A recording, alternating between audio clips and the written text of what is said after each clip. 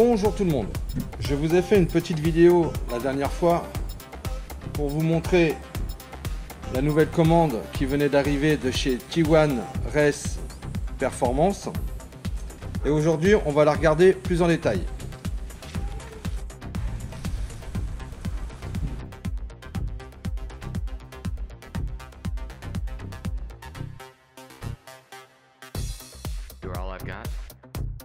Sur la GTR, il y a un différentiel avant qui souvent, tellement sollicité par la puissance, se déchire. Et les engrenages à l'intérieur, eux aussi, se retrouvent complètement laminés. Donc, par l'intermédiaire de T1 Race Performance, j'ai eu un différentiel de chez Chevron, voilà, qui est taillé dans la masse, comme on dit, et qui sera à même de ne pas se déchirer. Enfin, les risques seront beaucoup moins importants de se déchirer avec ce genre d'aluminium 7007, voilà, pour être plus précis, qui est un alu bien plus renforcé. Alors, on a ça, et bien sûr, il nous donne avec. Je le découvre avec vous. Ah, il semble que c'est un axe. Voilà. Donc cette petite pièce, elle aussi, hein, siglée. Voilà. Donc il doit s'associer à l'ensemble. Donc bien sûr, cette partie-là va contre le moteur, parce qu'en fait c'est un arbre qui revient de la boîte, qui rentre dedans, et qui retransmet le couple aux roues avant. Nous voici donc en dessous la GTR côté boîte, donc l'arbre de transmission est ici, et il va directement à l'avant, sur le différentiel. Donc là c'est la version d'origine, qui n'a rien à voir avec la version aluminium taillée dans la masse qu'on a vu précédemment.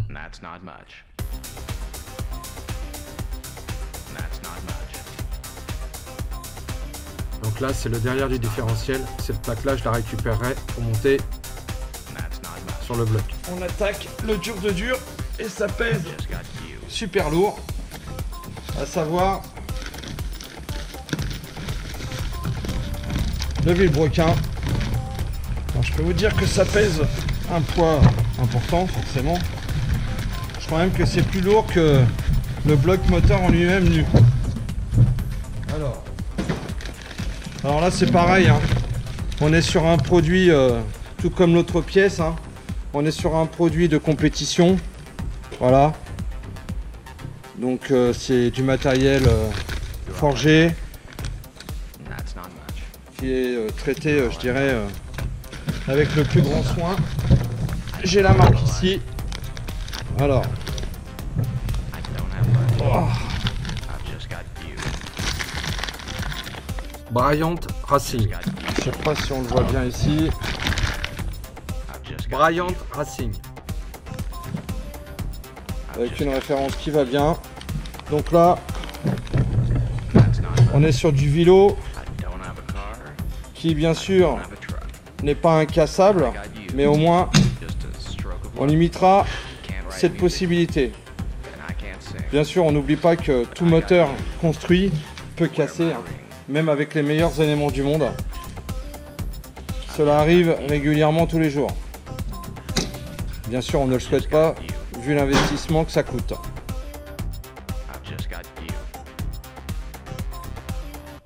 Sur le premier plan, on voit le vilebrequin forgé avec un axe beaucoup plus long que le vilebrequin d'origine, car on peut mettre une poulie supplémentaire pour une pompe à carter à sec.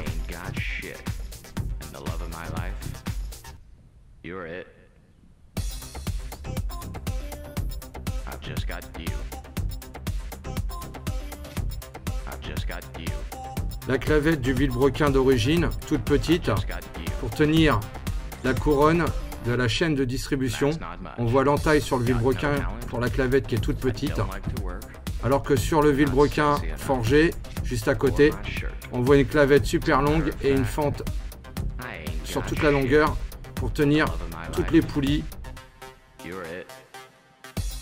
Voici le boulon d'origine pour tenir la poulie dumper, donc qui va au bout du vilebrequin. On le démonte facilement avec une clé de 19.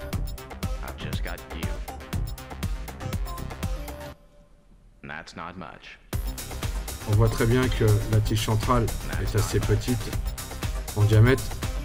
À côté, voici le boulon pour le vilebrequin compétition. On voit très bien la différence. On est largement sur du 24 au niveau de la clé. Et la tige centrale est quasiment 2 fois plus grosse.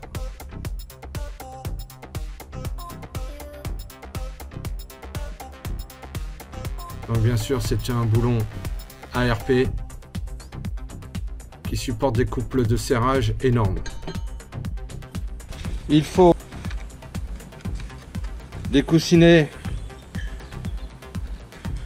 de vilebrequin pour pouvoir le monter correctement. On a pris du King Racing, voilà, qui est un mélange de plusieurs matériaux qui permet une meilleure longévité. Bon, à savoir quand même que sur les moteurs préparés comme celui de la GTR, il sera nécessaire de changer les coussinets de bielle et de vilebrequin au maximum au bout de 5000 km, voire même en dessous, voire 3000 km. Cela veut dire dépose complet du moteur, démontage pour changer ces éléments afin d'être sûr de ne pas avoir de casse. Qui dit vilebrequin dit aussi volant moteur. Alors là, on a pris un volant moteur de la marque Kilton qui bien sûr est équilibré.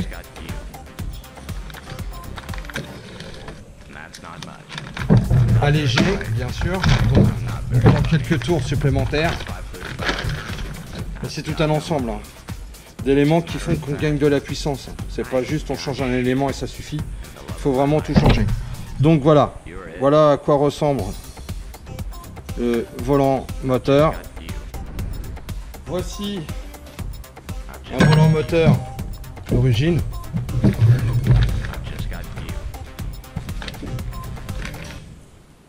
En les prenant dans le même côté, bien sûr il faudra récupérer cette couronne pour la monter sur lui.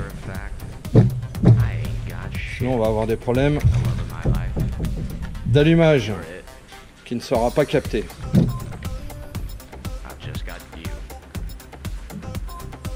Donc on voit bien ici que il fait, contrairement ici, il n'y a pas de vague. Au niveau poids, ouais, il est plus léger. Et bien sûr, il est moins épais.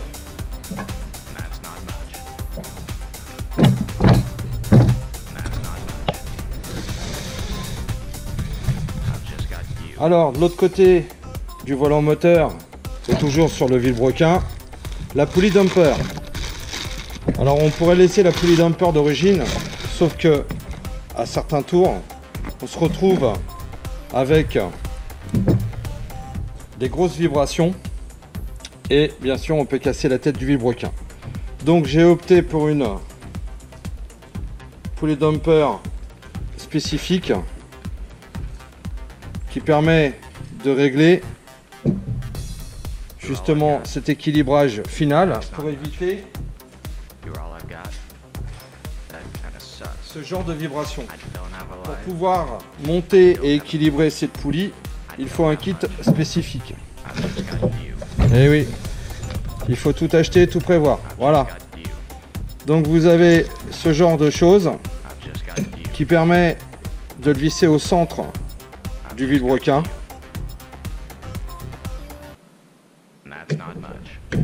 Qui vient donc dans la poulie.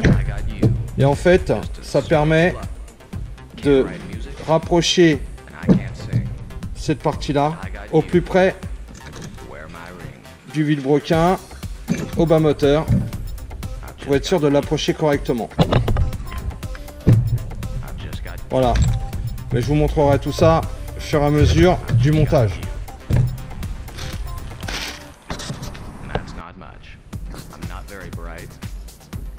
Voici l'ancienne pulley dumper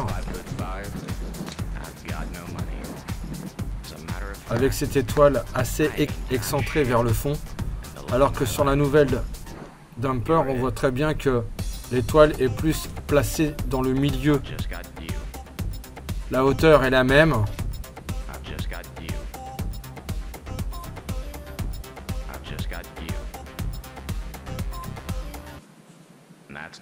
Au niveau du poids, il y a une différence. La nouvelle est moins lourde.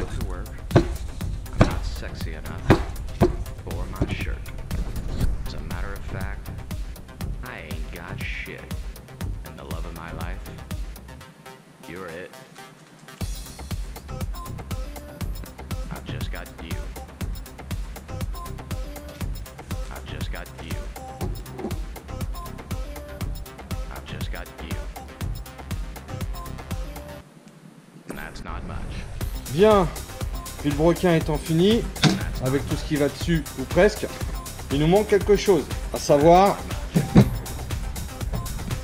les bielles. Alors, on est sur de la bielle Manley, bien sûr, qui est capable de supporter 2000 chevaux, voire même un peu plus. Donc déjà, on est sur du bon. Donc, comme vous pouvez le voir, toutes les bielles sont pesées pour savoir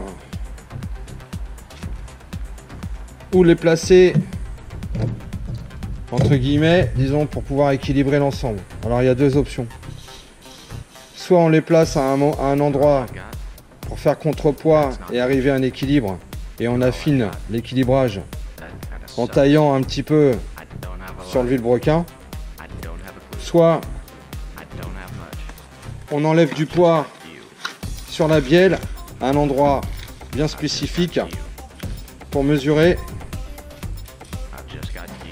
l'équilibre et surtout pour équilibrer. Donc voilà. Donc là encore, on est sur de la visserie ARP. Donc très bonne visserie, hein, forcément. Tout comme le boulon de la pulley dumper. Haute résistance. Donc on va pas mélanger les boîtes. Donc enfin bon. On est sur de la bielle, forcément très haut de gamme, hein, compétition bien sûr. Alors ça a un coût financier, hein, forcément. Mais bon, quand on veut quelque chose et que ça tienne le coup, ben derrière faut mettre de l'argent. Alors forcément, avec les bielles, ici, faut mettre des coussinets, sinon ça va pas être bon. Hop là, on va pas perdre tout. Alors coussinet, voilà, qui vient se loger ici. Et bien sûr, il y en a un autre qui va de l'autre côté. Alors bien sûr, il y a un couple de serrage à respecter, hein, pour chaque boulon sur un moteur, sous peine d'avoir une casse moteur avec une vis qui soit à casser parce qu'elle est trop serrée, ou soit parce qu'elle est assez dévissée avec les vibrations. Et dans ce cas-là, on la retrouve dans le bloc moteur avec des résultats qui ne sont pas forcément les meilleurs. Donc tout ça, ça se fait pas en 5 minutes, et encore moins pour un débutant. Il faut avoir quelques notions de montage, à savoir qu'à chaque fois, il faut tout huiler. Chaque élément qu'on va monter, il faut tous les huiler et serrer ça correctement.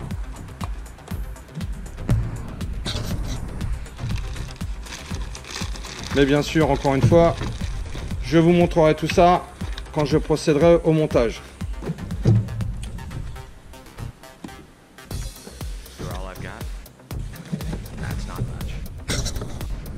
Alors, on a vu les bielles. Forcément, au-dessus, c'est les pistons. Alors là, c'est pareil, hein. On prend du piston assez haut de gamme. Enfin, je vais dire très haut de gamme pour éviter d'avoir des mauvaises surprises. Donc, on a tout ce qui est segment. Voilà. On a une note d'information avec la compression, les dimensions, le côté échappement, le côté admission air. Voilà, ici échappement et là admission air. Et voici le bébé. Alors, ces pistons ont une particularité. Le moteur de la GTR fait 3,8 litres, d'accord. Et en fait, il faut savoir que il y a deux façons d'augmenter le litrage d'un moteur. Soit en agrandissant les cylindres et en mettant des pistons plus gros, ou en version stroker, qui veut dire que l'axe du piston ici, au lieu d'être normalement ici, est remonté afin que la course du piston descende plus et donc ait plus de quantité air essence et donc permettre d'augmenter le litrage. Voilà. Donc on est sur un grade 2 parce que c'est pareil, hein. Sur les blocs moteurs, il y a des dimensions de quelques microns plus grandes ou plus petites. Et dans ce cas-là, on appelle ça des grades. Et donc dans le mien, j'ai de la chance, sur mon bloc moteur, c'est marqué partout grade 2. En général, la plupart du temps, on a des grades différents sur plusieurs cylindres. Moi, pour le coup, voilà. Donc on a un beau piston bien chromé. Aucune marque comme les anciens qui étaient montés dans le bloc moteur que je vais préparer, qui est juste là pour faire de la publicité. Voilà. Donc là, bien sûr, on a les soupapes qui ressortent un petit peu, qui vont venir se loger entre guillemets sur cet espace sans toucher le piston. On a un indicateur ici pour nous dire le côté gauche ou le côté droit dans le sens de fonctionnement, pour avoir le côté échappement, le côté air. Alors bien sûr, il y en a 6.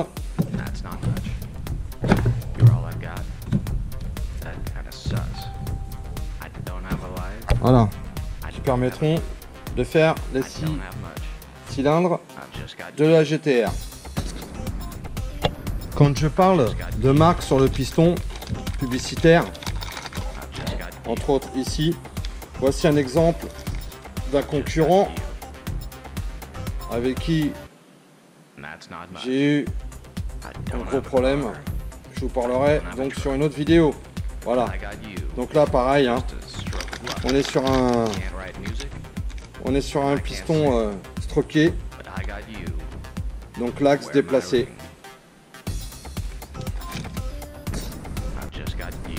Alors on continue toujours dans le montage. Alors nous avons comment ça s'appelle, des axes pour les pistons pour tenir sur la bielle. Alors à savoir que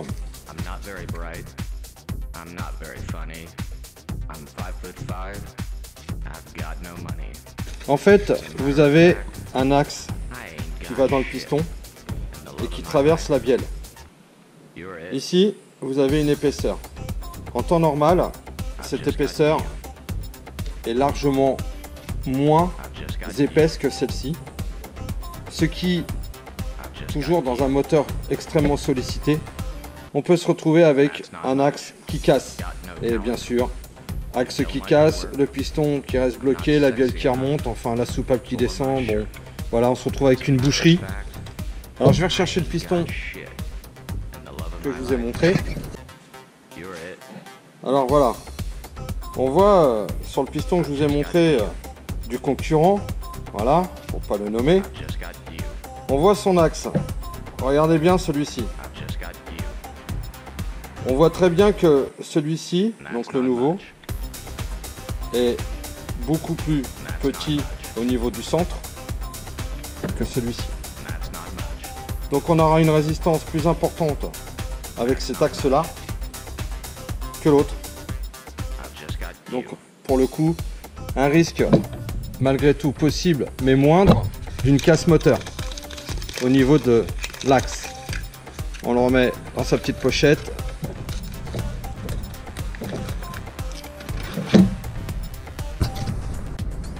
Bien, au-dessus de tout ça, il y a des injecteurs.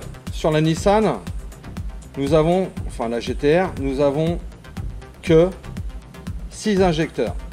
Sauf que dans la puissance que je compte avoir, de 6 injecteurs, on va passer à 12. Alors, j'ai une rampe primaire et une rampe secondaire d'injecteurs.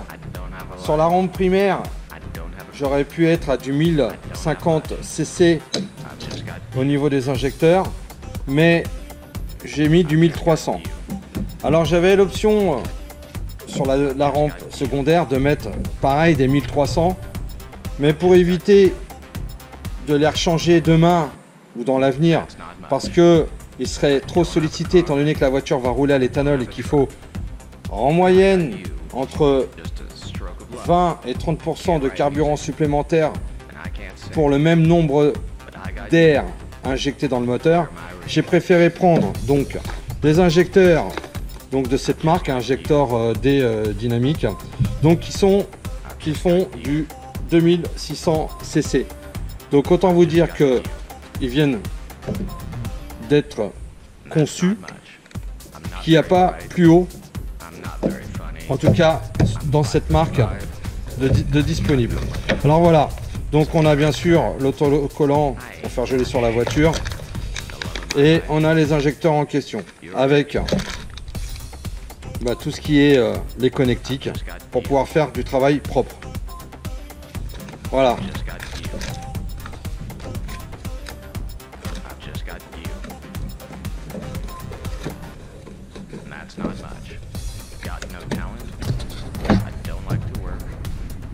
Comme je parle d'éthanol, d'injecteur, voici quelque chose de spécifique, en tout cas que j'ai eu par T1 Race Développement, c'est cette sonde. Voilà, cette sonde en fait, on lui injecte l'essence qui rentre, on fait juste un passage dedans, dans un sens bien précis, et en fait elle est raccordée par cette prise à la gestion moteur qui sera sur cette Nissan, à savoir une Motec. À partir de là, cette sonde sera capable de dire à la gestion moteur Motec ce qu'il y a exactement comme carburant. Peu importe que ce soit du 95, du 98, de l'éthanol, du E10, tout ça mélangé, cette sonde permettra de donner les informations à la Motec qui, elle, transformera cette information pour savoir comment réagir par rapport au carburant qu'il y a dedans, pour savoir exactement combien d'essence injecter en pourcentage par rapport à l'air qui, elle, rentre dans le moteur. Parce qu'aujourd'hui, il est impossible de gérer l'arrivée d'air sur un moteur. Mais par contre, on gère la quantité d'essence admise au même instant. On continue avec forcément les bougies. Alors, on n'est pas sur de la bougie de monsieur et madame tout le monde, on est sur de la bougie de compétition, hein, bien sûr, NGK pour pas les nommer parce qu'ils sont très bons dans leur domaine. Mais par contre la bougie, je peux vous dire que vous pouvez regarder la référence, elle vaut un bras. Voici à quoi ressemble une bougie pour un Nissan GTR. Voilà. Alors, le pire, c'est que la durée de vie d'une bougie comme celle-ci, allez, en étant très gentil, hein, 5000 km. Voilà. Donc quand on sort un bolide pareil, une fois préparé, il faut savoir pourquoi on le sort, parce que derrière, il faut un budget bougie. Voilà. Sur les moteurs turbo ou 16 soupapes ou à haut rendement, il y a forcément les mouvements du vilebrequin et les mouvements des arbres à cames. Ceux-ci ont un déplacement d'air qui doit être filtré, et comme sur chaque voiture il n'y a qu'un seul filtre à air, les durites vont se relier non loin de là. Le problème, c'est qu'à forte accélération, l'admission air aspire l'huile qui se trouve au niveau des arbres à cames comme au niveau du vilebrequin. T1 Race Performance a donc créé ce système qui permet de séparer l'air et l'huile aspirée et rejette l'huile donc qui est aspirée dans le bloc moteur afin d'éviter d'avoir un niveau d'huile qui baisse, de retrouver dans l'intercooleur de l'huile ou même sur l'hélice du turbo de l'huile partout. Et aussi ça évite les détonations car l'huile peut se retrouver mélangée avec l'air essence dans l'échappement. Sans oublier l'espace moteur qui est pourri d'huile avec les dump valves quand elle décharge car l'huile se trouve partout. Donc ceci, conçu encore une fois par T1, donc T1 Race Performance, a conçu ce système qui permet en fait de séparer l'air de l'huile et de la redistribuer.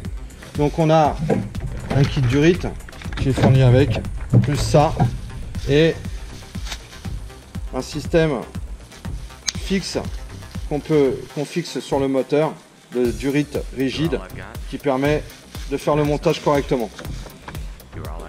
Voilà pour cette première commande chez T1 Race Performance, qui est, on va dire, un concurrent direct avec AMS Performance, mais qui font du très bon travail et qui ont bien sûr pas mal de réalisations et de records à leur actif, et qui est une société aux États-Unis très sérieuse. Alors, on se revoit très prochainement pour le montage de tout ça. Et bien sûr, vous pouvez me retrouver sur ma chaîne YouTube, Design Alexandre. Vous pouvez le trouver aussi sur mon Instagram, à savoir Design Alexandre.